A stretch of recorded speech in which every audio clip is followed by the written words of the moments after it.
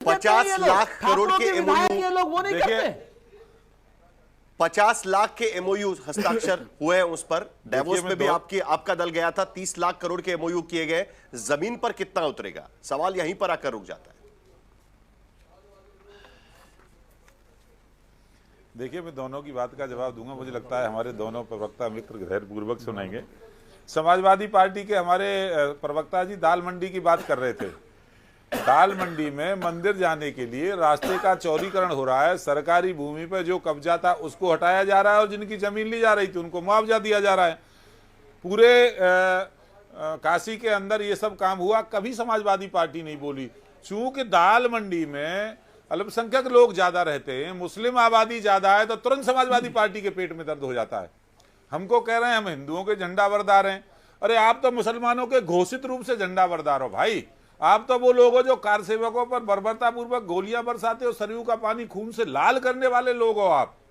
आपने किस तरह से हिंदुओं के ऊपर अन्याय और अत्याचार किए पूरी दुनिया जानती है, मुझे कहने की आवश्यकता नहीं है। अल्पसंख्यकों की बात आप करते हो और हम जब सबकी बात करते हैं, हम कहते हैं सबका साथ, सबका विकास, सबका विश्वास, तो आपके पेट में दर्द होता है। नहीं सुनिए ना भाई, हम दाल मंडी में अरे भाई ये देश हिंदुओं का देश है। दाल मंडी में सिर्फ मुसलमान नहीं है, ये देश राम का देश है, वीडियोस ये देश कृष्ण का देश है, कार सेवकों के वीडियो हैं का देश है। ये देश मक्का मदीना से आने वालों का देश नहीं है। 2-3 महीना लोगों ने कार सेवा किया है। देश नहीं है ये देश, आताताइयों का देश नहीं है। मणिकर्णिका घाट का आपने क्या किया? 150 मंदिरें तोड़ी। ये देश अरे छोड़िए, अरे चौधरी साहब नोटिस मिल जाएगा, और कृष्ण से जुड़ी हुई चौधरी साहब नोटिस मिल जाएगा मुख्यमंत्री दफ्तर से, मुख्यमंत्री कार्यालय में आपको सुना जा रहा होगा। नोटिस मिल जाएगा आपको भी, जहां जहां नोटिस मिल जाएगा। सांस्कृतिक धरोहर हैं, उन धरोहरों का विकास करना मेरी सरकार की जिम्मेदारी है। आप केवल झूठ फैलाने। अरे देखिए कहीं ब्रजभूषण राजपूत ना जाए, अभी राजपूत जी भी, ब्रजभूषण राजपूत जी ना आ जाएं चौधरी साहब। पहले भी थे और मैं तो आज भी आपको अपना मित्र ही मानता हूँ भैया सुरेंद्र जी। आज भी आप हमारे मित्र हो, चिंता मत करिए। आप गलत पार्टी में गलत जगह पे बैठे हो, पर इंसान बहुत अच्छे हो, ऐसा मेरा मानना है। आप काहे को झूठ फैला रहे हो कि 5000 स्कूल बंद हो रहे हैं? एक भी स्कूल बंद नहीं हुआ है और रिकॉर्ड इस बात को कह रहा हूँ, उत्तर प्रदेश के अंदर एक भी स्कूल बंद नहीं हुआ है। और शिक्षा व्यवस्था को जो सुधारने का काम योगी जी की सरकार साहिल भाई इसका जवाब देना होगा मुझे। बदहाल व्यवस्था दे करके समाजवादी पार्टी गई थी, आपका फैक्ट चेक कर रहे हैं वो, बर्बाद करके समाजवादी पार्टी गई थी। भ्रष्टाचार, मैं आपको इस फैक्ट शीट को बता रहा हूं। ये सब उद्योग धंधा बना करके समाजवादी पार्टी गई थी। साहिल भाई छोड़ करके समाजवादी पार्टी बताइए। आज उत्तर प्रदेश दो चीजें बड़ी साफ, देश के इंडेक्स में उत्तर प्रदेश की सरकार ने जरा जवाब भी सुन लीजिए राजेश जी, जवाब सुन लीजिए। उत्तर प्रदेश की सरकार ने स्वयं कहा था कि वो स्कूल बंद करने जा रही है, स्कूलों का मर्जर करने जा रही है। सरकार ने स्वयं कहा था 69,000 को छोड़ के गए थे, आज 18वें नंबर पे लाने का काम योगी आदित्यनाथ जी की सरकार ने किया है। और योगी आदित्यनाथ जी एक रोल मॉडल है, रोल मॉडल पूरी दुनिया के अंदर। ऑस्ट्रेलिया की संसद में भी प्रशंसा होती है उनकी, और अमेरिका की संसद में भी प्रशंसा होती है। और छोड़िए, चलिए एक मिनट आपने एक मिनट सरकार भी एक मिनट जरा शांत हो जाइए। अभी चर्चा करते समय राजेश जी, मैंने आपको सुना, चर्चा करते समय आपने कहा मक्का मदीना से आने वाले लोगों का उत्तर प्रदेश नहीं है, लेकिन ऐसी कई धरोहरें वहां पर होगी ना। समाजवादी पार्टी यही तो कह रही है कि भाई लोग तो वहां पर बाकी सारी चीजें भी देखने जाते हैं, फतेहपुर सिकरी भी देखने जाते हैं, आगरा भी देखने जाते हैं, कई सारी चीजें देखने जाते भाई हैं। मेरी बात इन्होंने रखने नहीं दी, आपने रखने नहीं दी, राजेश बोलते रहे बीच में। मैं आता हूं, आपके पास आता हूं। जरा एक मिनट राजेश जी, जरा क्लैरिफिकेशन दीजिए उस पर। ना ताजमहल पे कोई रोक लगाई गई, और लखनऊ के अंदर बहुत सारी ऐसी चीजें हैं जो अल्पसंख्यक समुदाय के जो शासक रहे थे उन्होंने बनाई, किसी को गिराया गया है क्या? अरे आज देखिए ना, बाबर के नाम पर राजपूत, जल्दी से आपका जवाब, उसके बाद शांतनु जी के पास जाना है। बावन तो लुटेरा था, डकैत था। बाबर तो डकैता नहीं था, लुटेरा था, आक्रांता था। उस आक्रांता को महिमा मंडल करने का काम ये समाजवादी पार्टी के लोग करते हैं, क्योंकि इनको मुसलमानों के वोट चाहिए, केवल वोट की राजनीति करने का काम। ठीक है सुरेंद्र राजपूत, दो चीजें बड़ी स्पष्ट हैं। पहली बात, जिस उत्तर प्रदेश में 15 करोड़ लोगों को 5 किलो राशन पर आश्रित रहना पड़ रहा हो, उस प्रदेश की सरकार के लिए शर्म से डूब मरने वाली बात है कि वो 9 लाख करोड़ के बजट की बात कर रही है, विकास की बात कर रही है। नंबर कमजोर एक। विरोधी कांग्रेस। नंबर दो अब गरीबों को राशन राजेश देने चौधरी के जरा पेट में सुनने का सुन लीजिए धैर्य उत्तर रखिए, प्रदेश के इस गरीब प्रोग्राम लोगों। को खराब मत ये मेरे कीजिए। सुन लीजिए, उसके दूसरी बाद बात शांतनु जी भी बात दूसरी करेंगे। बात जरा एक मैं मिनट। आपको बताता हूं सुन कि लीजिए, 5,000 क्रॉस टॉक से समझ में नहीं आएगा। ये बोलने नहीं देगा। ये मूल रूप से क्या नाम परेशान है राजेश चौधरी जी, चूंकि आज की डेट में जाटों की भी ऐसी तैसी भाजपा कर रही है, तो भाजपा में जाट नेता भी नहीं रह गए, तो इनकी भी परेशानी हम समझ सकते हैं। जिस प्रदेश में 15 करोड़ लोग 5 किलो राशन पर हों, जिस उत्तर प्रदेश के बेसिक स्कूलों को 5,000 स्कूलों को बंद किया जा रहा हो, जिस प्रदेश में 69,000 शिक्षकों को भर्ती ना दी जा रही हो, जिस प्रदेश में बीएड और टीईटी के जो 2011 के बच्चे हैं उनको नौकरी ना मिले, इसके लिए सरकार सुप्रीम कोर्ट में संवैधानिक बेंच तक पर जा रही हो, ऐसी सरकार को तो चुल्लू भर पानी में डूब मरना चाहिए। और जो सरकार ठीक है, शांतनु गुप्ता, आनंद जी चलिए शांतनु गुप्ता, लाठियां चलाती हो, कुल मिलाकर योगी आदित्यनाथ प्रेस कॉन्फ्रेंस में यह दावा कर रहे हैं कि लगातार 9वां बजट 10वां बजट पेश किया गया है उनकी सरकार के तरफ से। सालों बाद उत्तर प्रदेश में किसी सरकार को मौका मिला है कि एक लाइन खींच सके 9 साल में लगातार सरकार चलाने की, और उसके साथ साथ 10वां बजट एक पूरा प्लान वो कर सकते हैं विकास के लिए क्या करना है उसके लिए, क्योंकि पॉलिसी कंटिन्यूटी नाम की भी एक चीज होती है। ऐसे में आज में उत्तर प्रदेश की स्थिति और 10 साल पहले की उत्तर प्रदेश की स्थिति, क्या आप समझ सकते हैं कि इसमें कुछ बदलाव आया है? साहिल भाई, अपनी बात करने से पहले मैं आज पंडित दीनदयाल उपाध्याय जी की पुण्यतिथि है, उस पर सभी दर्शकों सबको साधुवाद करना चाहूंगा, आपकी बात कहना चाहूंगा। और जो उनकी चिंतन था एकात्म आत्मवाद का और आखिरी व्यक्ति से जुड़े होने का, वही मुझे बजट में दिखता है। और आपने बिल्कुल ठीक कहा, बड़े बड़े कद्दावर नेता हुए उत्तर प्रदेश में, एनडी तिवारी जैसे नेता हुए, मुलायम सिंह जी जैसे नेता हुए, मायावती, लेकिन कोई भी इतना लंबा नहीं टिक पाया।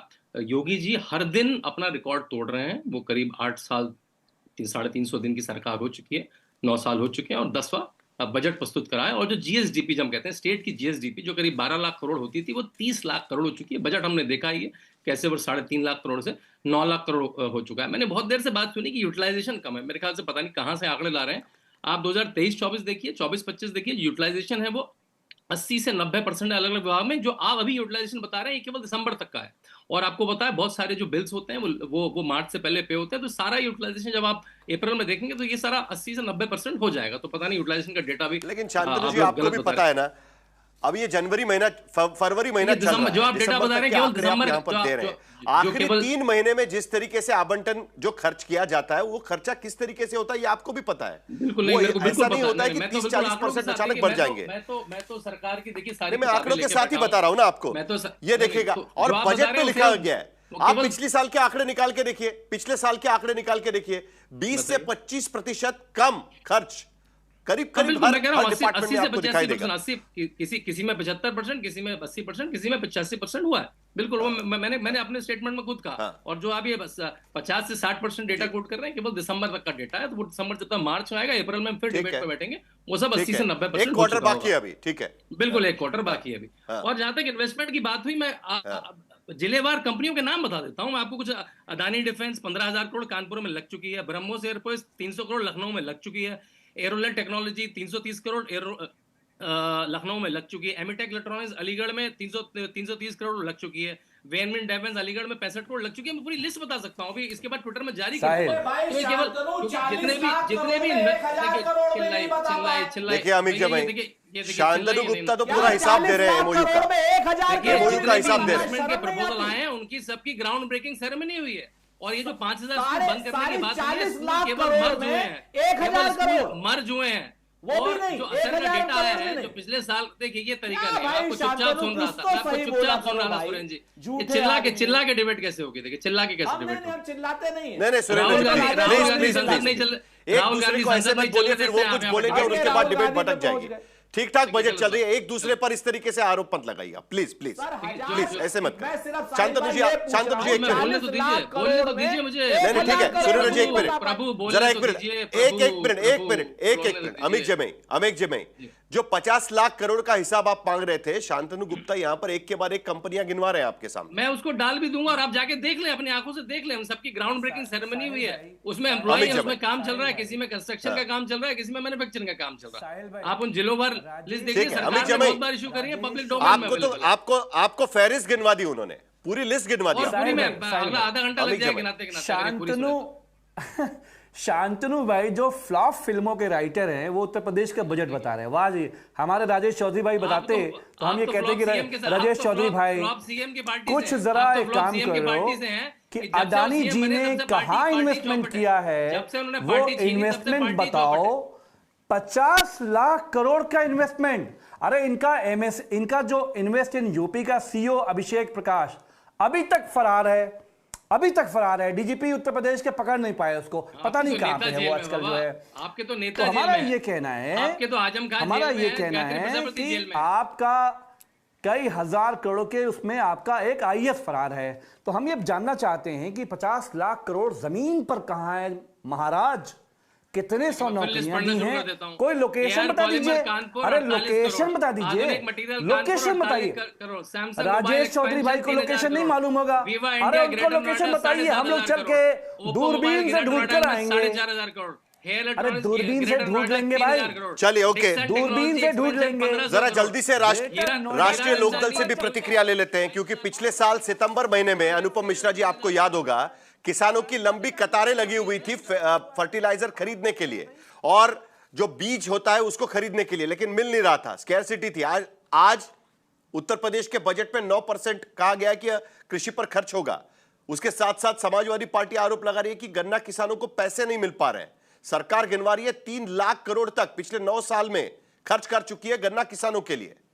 आप उस बेल्ट से आते हैं, आपकी पार्टी, आप जरा रियलिटी बता दीजिएगा, क्या आप संतुष्ट है जो सरकार कह रही है उससे?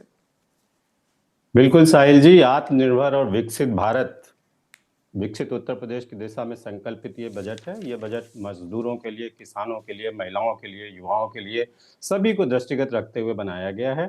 चूंकि बजट पे आज बहुत सारी डेटा की बात हुई, आपने हमसे पहले किसानों की बात की, तो मैं उस पर आपसे बात कर लूं। हर बार ये बात उठती थी जब हम लोग चुनाव प्रचार में थे कि अब की बार गन्ने का मूल्य 400 पार। हमने वो वादा किया था गन्ना किसानों से, वो हमने पूरा किया, सरकार ने पूरा किया। आज गन्ना किसानों को उसका उचित मूल्य मिल रहा है। पिछले 22 वर्षों में तो कितनी बढ़ोतरी हुई है? 2017 में गन्ना किसानों को कितने पैसे मिलते थे पर क्विंटल, और आज की स्थिति में कितना मिल रहा है? 9 साल में कितनी बढ़ोतरी हुई है, जरा बता दीजिए। 30 रुपए की बढ़ोतरी हुई, 370 रुपए मिलते थे, 400 मिल रहे हैं। दूसरा मैं आपको ये बता दूं, गन्ने का मूल्य पिछले 22 वर्षों में जितना नहीं मिला, उससे ज्यादा 9 वर्षों में उत्तर प्रदेश की सरकार ने किया है। यही तो सवाल है ना मिश्रा जी, किसानों की प्रतिक्रिया सुनिए। 416 रुपया खर्च होता है कहते हैं वो, आप कह रहे हैं 30 रुपए की बढ़ोतरी 370 रुपए तक पहुंच गया है। साहिल जी, ये एक डिबेट दूसरा होगा। यदि आप कृषि पे किसी दिन करेंगे तो मैं उस पर भी आपसे बात कर सकता हूं कि 1 बीघे में कितना पानी लगता है, कितनी खाद लगती है और कितना श्रम लगता है। फिर हम लोग अपने टॉपिक से डिविएट कर जाएंगे। अभी बजट पे बात हो रही, तो मैं चूंकि एक बात बहुत बार उठ के आई, तो मैं उस पर आपका ध्यान आकर्षित कर रहा हूँ। मैं फैक्ट्स एंड फिगर्स के साथ बैठता हूँ, कोई हवा में लफ्फेबाजी करने के लिए नहीं बैठा हूँ। आपको मैं बता दूं कि अब तक 50 लाख करोड़ रुपए के जो एमओयू हस्तांतरित हुए हैं, उनमें 10 लाख रोजगारों का सृजन संभावित है। तो ये जो रोजगार मिलेगा, ये ना हिंदू को मिलेगा, ना मुसलमान को मिलेगा, ना दलित को, सभी को मिलेगा, हर युवा को मिलेगा। और ये जब विकास की धारा में बहेंगे तो पूरा उत्तर प्रदेश इसमें बहेगा, किसी एक ब्लॉक की बात नहीं है।